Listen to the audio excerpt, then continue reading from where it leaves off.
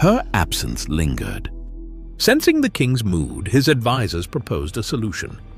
Let beautiful young virgins be brought from every province. After beauty treatments, the king can choose a new queen to replace Vashti. The king agreed. Messengers were sent across all 127 provinces, and young women were gathered from every corner of the empire, from India to Ethiopia.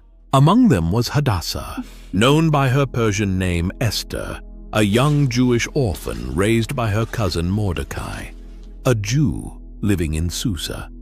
He had taught her to fear God and keep her identity hidden in a foreign land. Esther was taken to the palace and placed under Haggai, the keeper of the women. Immediately, she stood out, not by demanding luxury, but through humility and grace. God gave her favor in everyone's eyes, especially Haggai's.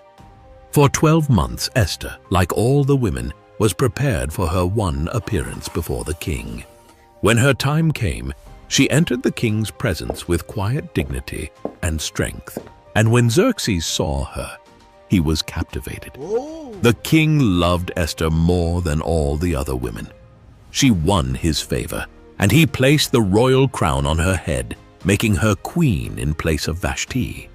A royal banquet was held in her honor, a holiday was proclaimed, and gifts were sent across the empire. But no one knew she was a Jew. No one knew God had just placed his servant in the palace, not to be served, but to stand in the gap for his people. Esther continued to live quietly in the king's house, still following the instructions of Mordecai, just as she had when he raised her as a child. Mordecai, meanwhile, spent his days at the king's gate, a place where the city's business was conducted and where royal officials and servants gathered. Though he was no nobleman, God had placed him there with purpose.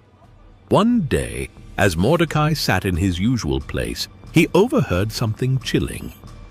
Two of the king's eunuchs, Bigthan and Teresh, who guarded the entrance to the palace, were speaking in hushed, angry tones.